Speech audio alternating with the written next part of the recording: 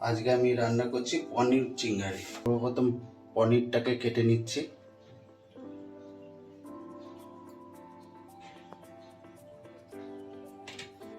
ছোট করে টুকরো করে নিচ্ছি পনিরগুলোকে। পনিরটা কাটা হয়ে গেল, একটু রেখে দিয়েছি। এটা একটু দুধের সঙ্গে মিক্সিতে মেল্ট করব। নিয়ে নিচ্ছি একটু পনির,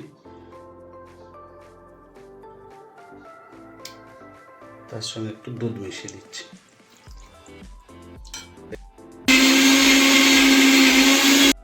চিংড়ির রান্নার জন্য পনির আর দুধের মেল্ট হয়ে গেছে, মিক্সিতে রেডি। গ্যাস ওভেনটা জ্বালিয়ে নিলাম, তেল একটু ঢেলে নিলাম, একটু গোটা জিরে দিয়ে দিলাম, একটু আদা আর রসুন কুচি দিয়ে দিলাম, আর লঙ্কা কুচি দিয়ে দিলাম, পেঁয়াজ কুচিটাও দিয়ে দিলাম, একটু ধনে পাতা দিয়ে নিলাম, ধনে গুঁড়ো, একটু কিচেন কিং মশলা দিয়ে দিলাম, অল্প পরিমাণে একটু নুন দিয়ে দিলাম। আমি একটু 5 মিনিটের মতন একটু ভেজে নিচ্ছি। অল্প পরিমাণে একটু জল দিয়ে দিচ্ছি। এবার মেল্ট করা দুধটা একটু ঢেলে দিলাম, অল্প পরিমাণে একটু হলুদ দিচ্ছি, একটু গোলমরিচের গুঁড়ো দিয়ে নিলাম, কসুরি মেথি দিয়ে দিলাম, স্বাদ অনুসারে অল্প একটু চিনি দিয়ে দিলাম। তৈরি হয়ে গেছে কারিটা, ঢেলে নিলাম। তৈরি, এটা এবার কড়াই থেকে ঢেলে নিয়েছি। আবার একবার গ্যাসটা ধরিয়ে নিচ্ছি, কড়াইটা পরিষ্কার করে নিয়ে এলাম।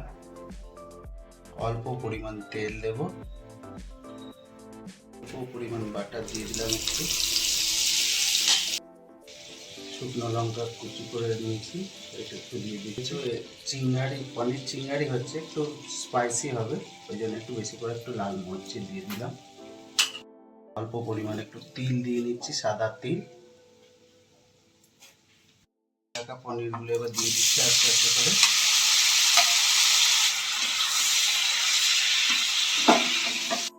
অল্প পরিমাণ গোলমরিচের গুঁড়ো একটু ছিটিয়ে দিলাম, অল্প পরিমাণ গরম মশলাও দিয়ে দিলাম, একটু অল্প পরিমাণে একটু কসুরি মেথি দিয়ে নিচ্ছি,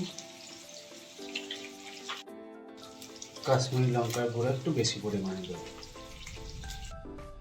একটু নেড়ে নিয়েছি, সিম করে রেখেছি, সিম করে ভাজতে হবে, একটু সিম করে নিয়ে রেখেছি।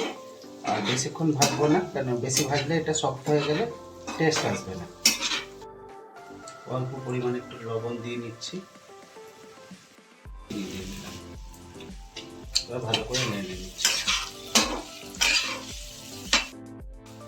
এগুলো মোটামুটি তৈরি হয়ে গেছে। এবার গ্যাস ওভেনটাকে নিভিয়ে দিলাম। এবার সার্ভিং বোলের উপর পনিরগুলোকে দিয়ে নিচ্ছি।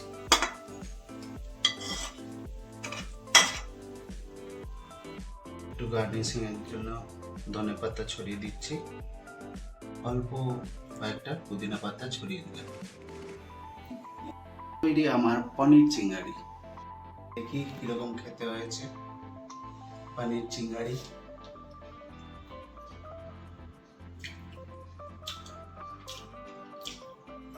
দারুণ হয়েছে। আপনার বিশ্বাস না হলে একবার নিজেরা তৈরি করে দেখুন, দারুণ লাগবে খেতে।